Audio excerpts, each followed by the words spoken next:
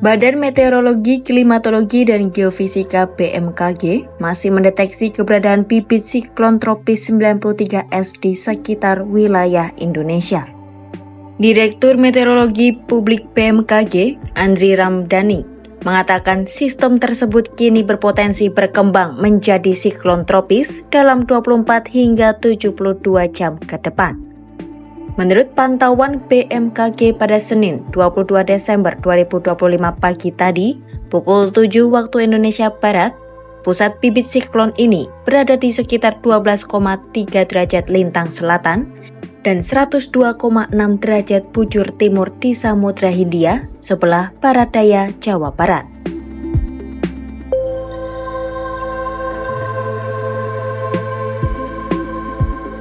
BMKG memperkirakan bibit siklon tropis 93S akan kembali menguat secara bertahap dan dalam 24 jam mendatang, kecepatan angin maksimum diprediksi meningkat hingga sekitar 50 knot atau sekitar 92 km per jam.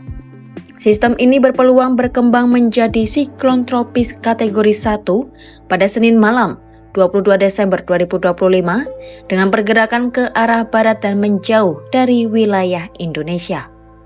Selanjutnya, dalam 48 jam, intensitasnya diperkirakan kembali bertambah hingga kecepatan angin maksimum sekitar 55 knot atau 100 km per jam yang menempatkannya pada kategori siklon tropis 2. Meski demikian, dalam 72 jam ke depan, kekuatan sistem diperkirakan mulai menurun meskipun masih berstatus siklon tropis.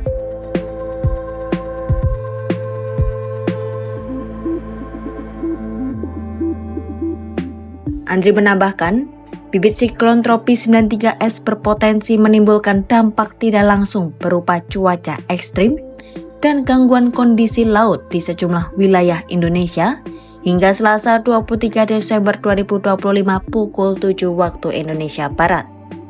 Salah satu dampak yang perlu diwaspadai adalah gelombang laut kategori sedang dengan ketinggian sekitar 1,25 hingga 2,5 meter. Wilayah yang berpotensi terjadi antara lain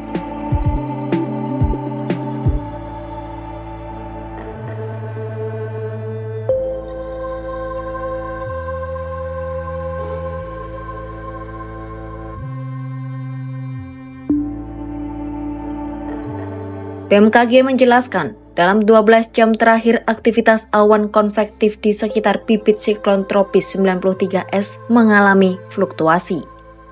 Pada Minggu malam hingga Senin pagi, intensitas awan tebal dan hujan lebat di sekitar pusat sistem sempat menurun. Namun kondisi tersebut tidak menghapus peluang penguatan secara umum.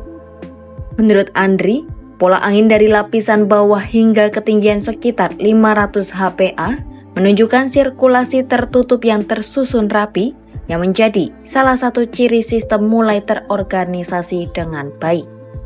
Sementara itu, kondisi angin di lapisan atas atmosfer yang relatif lemah justru mendukung terbentuknya aliran keluar udara atau outflow yang kuat.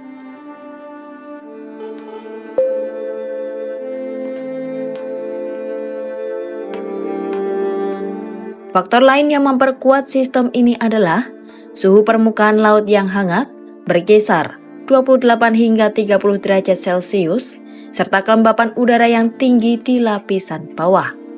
Selain itu, pengaruh gelombang Kelvin dan fenomena Madden-Julian Oscillation atau MJO juga ikut mendorong penguatan sistem ini.